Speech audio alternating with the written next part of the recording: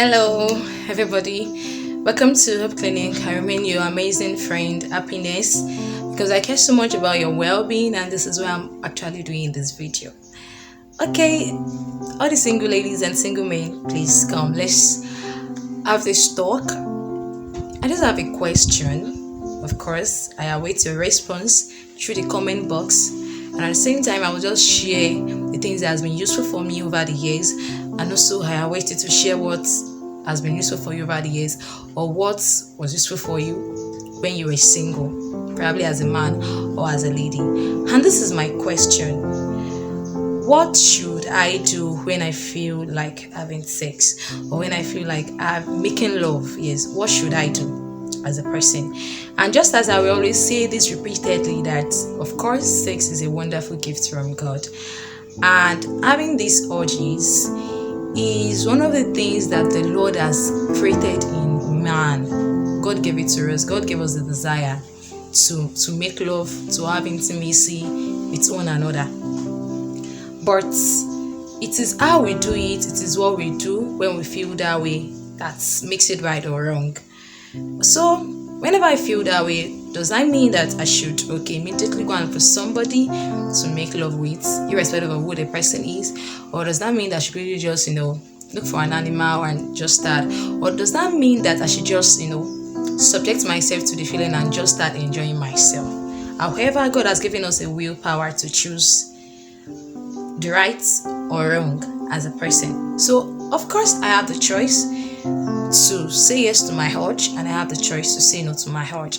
Now I want to talk about 6 things that I have been doing over the years, and of course I know that some other persons has actually done this, and I know that it might be useful for you in case you've not heard of them before. And at the same time, I also await your own response concerning this. So just sit back as you listen to me, and at the same time, if you've not liked my video before, it's another video, please like, share the video, somebody needs it. And at the same time, please, your comment is very important, and don't forget to subscribe to my YouTube channel at Happiness Omolade. So now I want to talk about 6 things you can do whenever you feel like making love, or whenever you feel like having intimacy, the desire for that. 6 things you can do. The first thing I'm suggesting to you, and has been helpful for me over the years as a person, is establishing your place in God and understanding God's perspective about intimacy. Establishing your place with God and understanding God's perspective about intimacy. Of course, somebody should have asked that, what does this have to do with it? It has a lot to do with it, because the truth of the matter is, if you've not established your place in God, if you don't have a relationship with God, the other measures I want to tell you, the other 5 measures I want to tell you, might not be useful or might not be active. So the first thing you need to understand is that you need to find your roots in God. Your relationship with God is very, very important. And at the same time, understanding that, you really need to understand that faithful is the one that has called us to keep us from falling. So it is God that is able to keep you from falling, actually, because He's the one that kept it there. So He's also the one that can help you and that can keep you. And at the same time, you need to understand His perspective about these things, because as humans, we are bounded by law. Probably as Christians, we are bounded by the law of righteousness. And even if you look at the whole world, what makes the whole world so beautiful and in order this way is because of principle. There are principle that is guiding the world, and at the same time there are principles that guide children of God, that guide you as a person. So what I'm saying in essence is that you need to establish your place in God and also understand God's perspective about intimacy. That's one of the things you need to do. Then the second thing you need to do as a person whenever you are feeling the urge to make love with somebody, especially as a single man or a single lady, is that you need to understand your triggers and you need to master your body. Let me first of all talk about the issue of mastering your body. There are so many people that they've not mastered their body. They are so ignorant about their body. Some persons don't even know when the urge comes. There are some persons that whenever they are, especially for the female gender, whenever they are having their menstrual cycle, whenever they are having their ovulation, their sexual urges become intense. But some persons has not really even mastered their body to that extent. Some persons don't even know. At the same time, for the male gender, there are some male genders that when they have this anxiety or they are stressed or this excitement just comes in, probably emotional factors or whatever, their urge, their desire for intimacy become more intense. And some persons that they don't even know, they are not aware of this. So as a person, you need to master your body and know that. Understand that you need to know what triggers you. What are the things that triggers you? As some persons that they are triggered by what they see. Some persons that they are triggered by words of affirmation from opposite sex. There's some persons that they are triggered by what they hear. So what are your triggers? What are the things that trigger you as a person? So now the third thing I want to talk about that you can do as a single man or as a single lady whenever you have the desire for intimacy is that you need to redirect your focus, your mind, and also the power of meditation is very important. I believe that as a person, God has created us to come and fulfill purpose and it. Of course, sex is one of the things that we should enjoy, but God has not created you just come and have intimacy on it. God has created you for a purpose, and God should have given you visions for your life, and that is why it's very important for you to establish your place in God. So God should have given you a vision in life, and of course, if you don't have an established relationship with God, there's no how you can have a vision. There's no how you can know what God is saying about your life. So you have to redirect your mind and be focused on what God has said about you, your purpose, and of course, when you are aware of the things that is upon your head, when you are aware of the life that is attached to you, then obviously sometimes it helps in the urge, in the desire for intimacy, because when you are conscious or when you remember or you focus your mind on the things, on the assignments ahead of you, it will help you. Yes, it will help you as a person. And also power of meditation. You need to learn how to meditate on good things, meditate on scriptures, meditate on right content, on Christian rituals as a person. So, and at the same time, I want to say that you need to learn how to meditate on scriptures as a person. Now, the fourth thing I want to say is that you need to learn how to seek support and reach out to a matured person. Open up, and also the power of mentorship is very important. So that's the fourth thing I want to say. Seek support and understand the power of mentorship. Understand the power of mentorship. They said that a problem shared is half solved. Actually, one of the things that you can do to yourself to help yourself is seeking support. Talk to somebody and also have a mentor.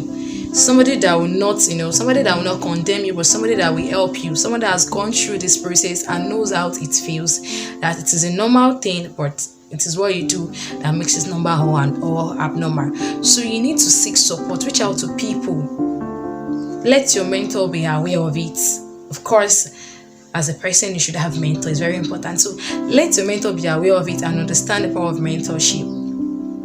And also, the fifth thing that you can do as a person whenever you desire intimacy with an opposite sex is you setting boundaries. We understand that, of course, desire for intimacy is natural, is biological, but at the same time, there are some other factors that contribute to these things.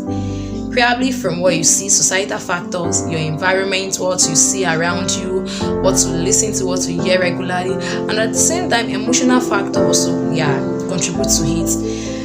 Well, probably you are attracted to somebody. So whenever you are attracted to somebody, sometimes you begin to feel the desire to have intimacy with that person. So that's one of the factors that might even contribute to your sexual urge without the biological one or the natural one. So you need to understand that you need to set your boundaries. There are some places you don't go. Some persons will tell me that I don't smoke, I don't drink, but at the same time, you're going to an environment whereby they smoke, they drink, and even if you are not doing it, they will intimidate you to do it. That's amazing. So person will tell you that, I'm a Christian, I understand God's perspective about sexual purity and all, but at the same time, you are in a room with a brother. I don't understand about that. But the truth of the matter is, you need to learn how to set your boundaries, because, of course, and I'm going to say that boundaries might not be general. Yes, boundaries might not be general, because setting your boundaries At the same time, makes you understand what triggers you, make you understand what you are, the kind of emotions you have, the kind of body you have. Because there are some persons that if you hug them or if you affirm them, they begin to feel urge for intimacy. And there are some persons that whenever you do that for a longer period of time, they might not feel it. So you need to understand that setting of boundaries is not general, it's personal. So some person might come to you and tell you that your own is too much. Let them tell you that your own is too much, because you actually understand yourself, you understand what works for you, and you have to set your own boundaries. Not depending on what every other person is saying, but depending on what works for you as a person. And the sixth one, the last one I want to say, is accountability partner. Accountability partner might be your friend, might be your parents, might be your mom, might be your dad, might be your uncle, might be your auntie, but somebody you know understands better, somebody you know is more matured to handle what you're trying to say, somebody you know that when you tell that person, you can easily laugh it off, and just talk about something different, and they heard you just kind of live and somehow like that as a person. So I've been able to say 6 things that you can do whenever you feel have the desire for intimacy, and at the same time I await your own response. What are the things you've been doing that have been helping you as a person or as a single? Or what are the things you did when you were a single man or a single woman that helped you? Please share it in the comment box, because somebody needs it, and it will obviously be very useful for somebody. And of course, let us learn together. Yeah, I think it's enough for us to call it a day today. But before I go, I will just let you to know that if you're a kind of person that you've never even heard of this measure before, and as a result of that, you've opened yourself to so many things that is dangerous, so many things that God is against, what I'm telling you is that it's not your time for you to give up. It's not your time for you to feel bad that, okay, maybe you are rejected or whatever. No, you are not rejected. Yes, God is actually stretching forth his hand to you. He's offering you help and he's offering you mercy. The only thing you just need to do is just to, just receive it and understand that he's the only one that can help you, and just accept him into your life as a person. And of course, he's going to help you and strengthen you, because once he call you out, he will obviously help you not to fall. Alright, so this will be the end of the clinic for today. So we'll meet again some other time. Take care of yourself. Bye bye.